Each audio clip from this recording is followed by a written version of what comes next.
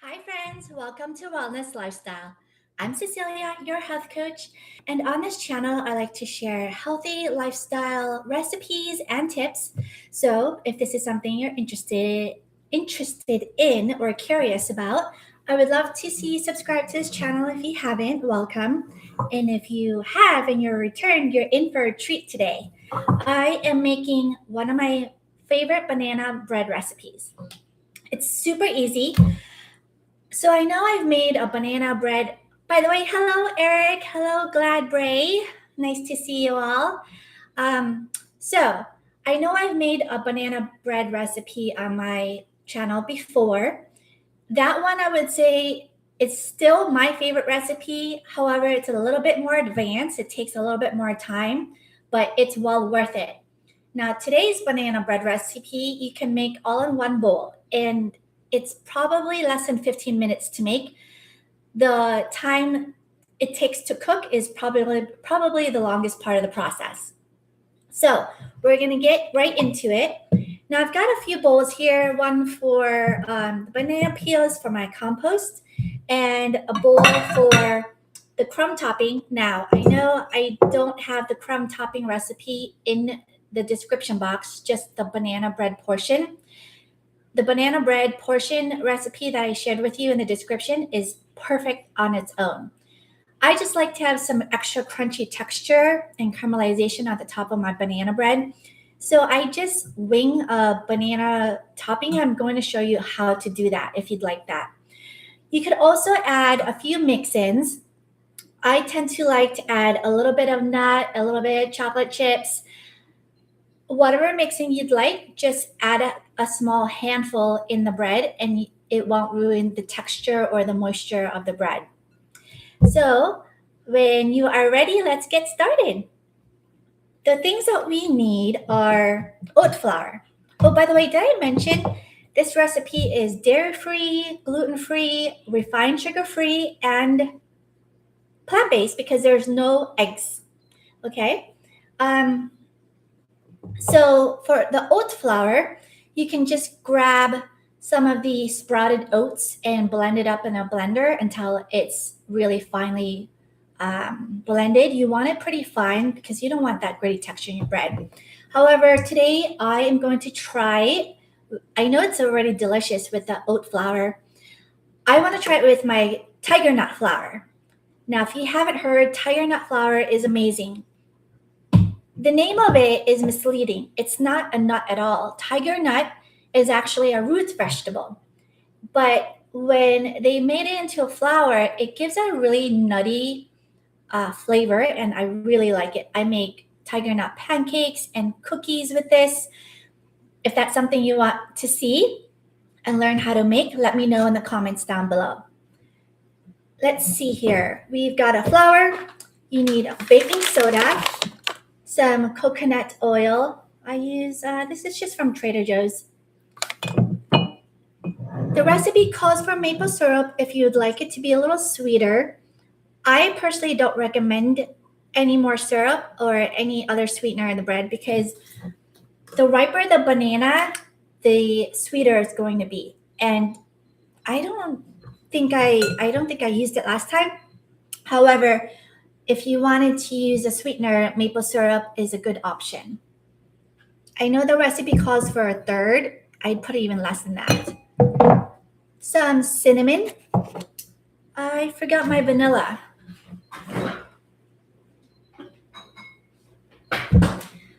I use vanilla bean paste. What else? For my mix-ins, I'm going to have some sprouted walnuts, as well as some dark chocolate, dairy-free mini chips, and your choice of butter. That's it. Obviously, the star of the show, the bananas. Luckily, I just had 3 left, and 3 is all you need. I recommend a potato masher. If you don't have one, just use a really large fork, and that should be fine. All right, let's get started. You know what? It would help me if I had the measurements in front. Hold on. One moment, let me pull up the recipe for the measurements.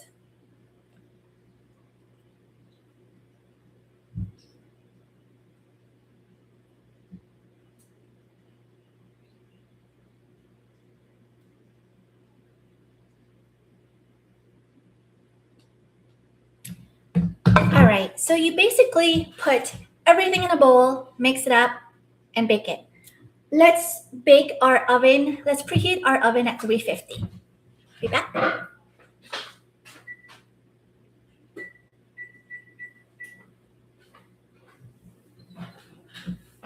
I have my banana muffin. This is by Green Pan. It's already nonstick, but I spray it with avocado oil. Make sure you do just a very light coating of your either avocado oil or coconut oil, because when you're cooking something on high heat, you don't want to use olive oil. You definitely want to use the high heat smoking point for any type of baking or high heat cooking on your stove. So today we're sprayed it with avocado oil. So let's go ahead and put all our bananas in a bowl. And we are going to use our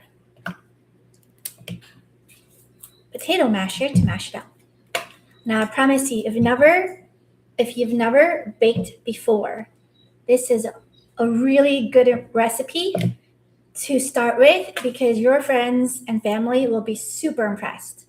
It's really easy and the taste value is like through the roof.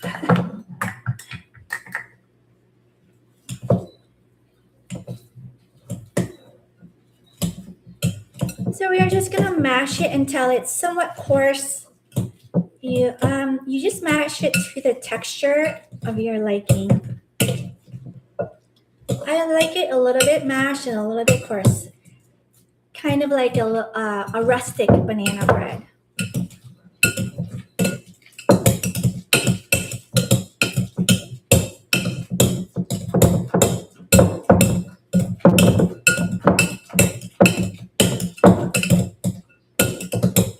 All right, that took no time at all. Next, into the bowl, we are going to add 1.5 cups of your choice of flour.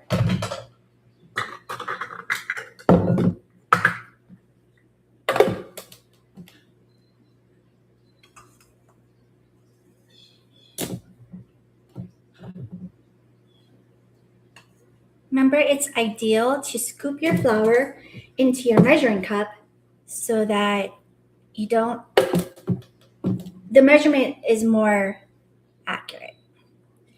I approximate, as you can tell.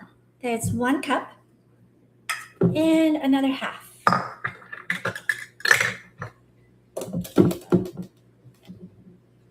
I decided to make this recipe for you because number one, I had the bananas ready. And number two, I looked ahead of my schedule and I can tell I have a lot of fitness commitments, sport commitments, and I wanted to have a snack ready on the go before and or after so I don't eat junk food. Well, I really don't eat junk food, really, period. But, I mean junk food as in like a quick bite of candy or something like that. So this is a really good option on the go, on a road trip, if you're in a rush to work, if you need a little pick-me-up before you head to the gym in the afternoon.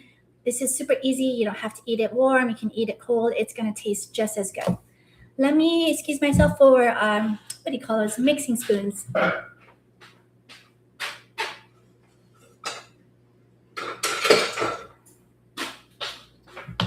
Alrighty. Let's just go ahead and mix up each ingredient as we put it in. Just a very light mix. Doesn't have to be thoroughly mixed. Hopefully you can see that.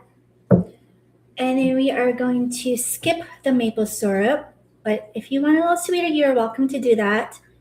And a 1/4 cup of coconut oil.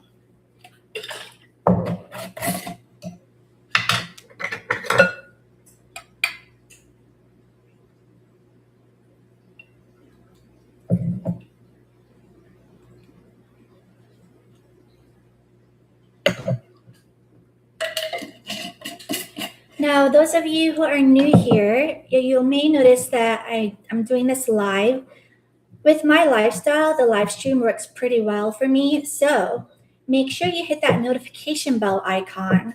So whenever I go live, you get notified. And after the live ends, I post the video. So you want to make sure you get notified when a new video comes up. And let's see, a teaspoon of baking soda. This is what I'm using.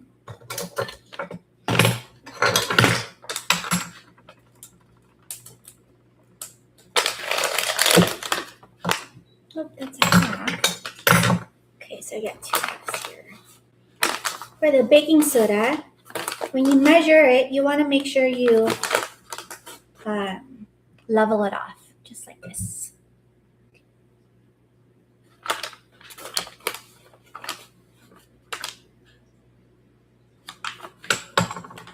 And then a little vanilla and a little cinnamon.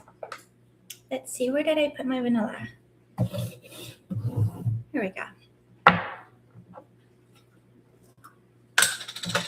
I'm just gonna put less than a quarter teaspoon of vanilla.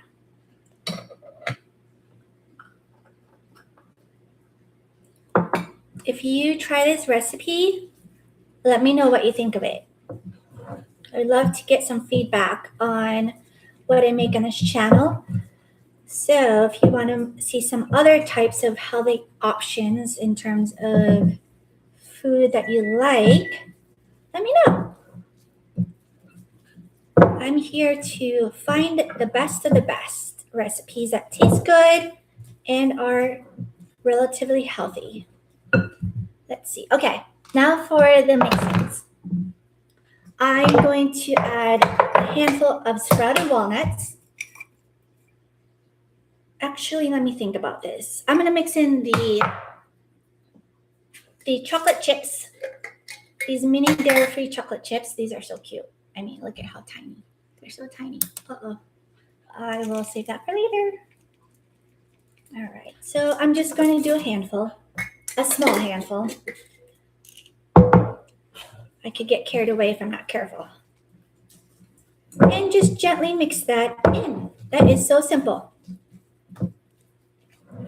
Into the bread pan it goes. I honestly don't know how these people do this on TV when they hold the bowl in front so you can see without dropping it. Maybe they have like sticky fingers or something. But this is my first time trying this, so bear with me if I... Oh, so far so good. There we go. And I want to get every last bit out. I'm actually going to reuse this bowl to make my crunchy topping.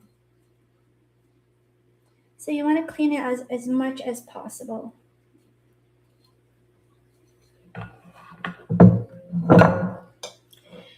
And then with your spatula, just gently level it off. It'll rise a little bit, but not too much.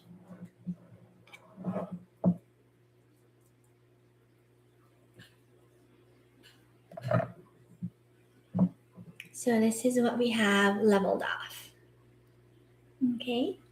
All right, now for the crunchy topping. Super simple. I'm just gonna take a bunch of walnuts. Let's see. A handful or so of walnuts. This part you don't have. Oh, I forgot the cinnamon. You know what? That's okay. I'm just gonna put it in with the topping.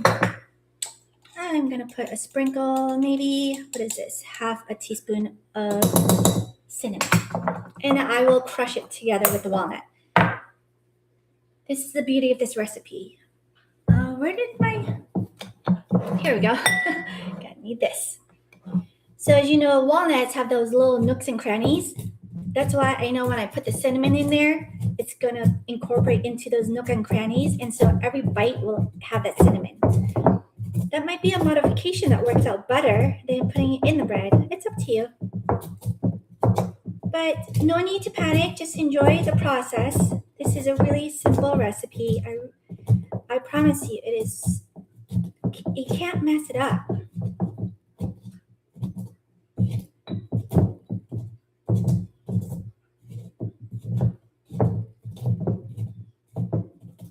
So I've got it coarsely chopped, or what do you call this, in this mortar pestle. You could put it, if you don't have one of these, put it in a Ziploc bag and then roll, what do you call those, like roll those can of beans over it, or grab a little hammer and hammer it down. You don't have to have anything fancy for this recipe. So I'm going to put in some butter to make the crumb topping and sprinkle a little bit of the tiger nut flour to give it the crumbly texture.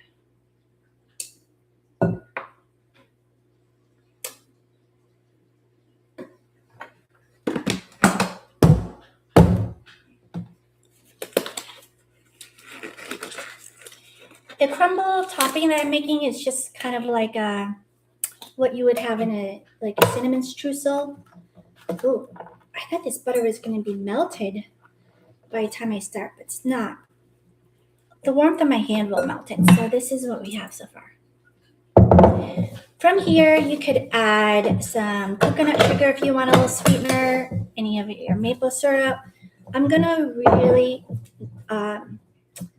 cut out the sugar stuff, especially when you're in the heat like I am, and when you're wanting to keep your body flexible, mobile.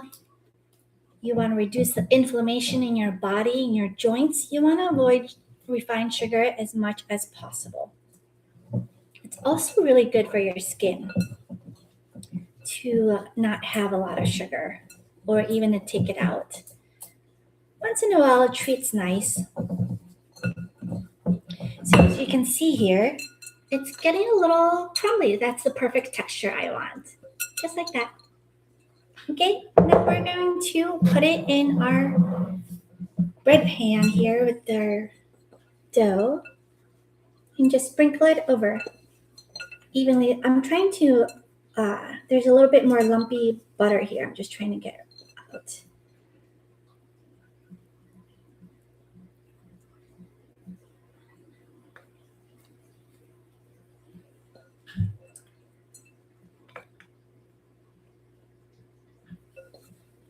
Now, if you don't finish this banana bread, you can always freeze it, slice it up into thin slices, and throw it in your freezer. Thaw it out the night before that you want to enjoy it, and it will be ready. So that's it. I only dirty up one bowl today, and then my compost bowl with my equipment. So cleanup is going to be super simple after this. And here's a finished product before it goes into the oven. I can't wait for you guys to try this. I'm going to pop this in the oven. What does it say here? It says about 45 to 50 minutes. So I personally like to cook this at 45 minutes with the timer. After 45 minutes, turn off your oven, let it sit in there for another 5, and then take it out. That way it doesn't dry it up, keeps the moisture in, but also the crumb topping gets a little crunchy. I hope you like this recipe and give it a try. I would love to hear what you think of it. And if there are any other recipes or lifestyle questions that you have on how to stay healthy, please go ahead and comment that down below. I will check it out. And finally, I have a free training on my website. It's in my bio. The free training is really short. It's 1 week for you to follow along. And yeah, check it out. Let me know what you think. Otherwise, I will see you at our next live cooking class. Until then, be well.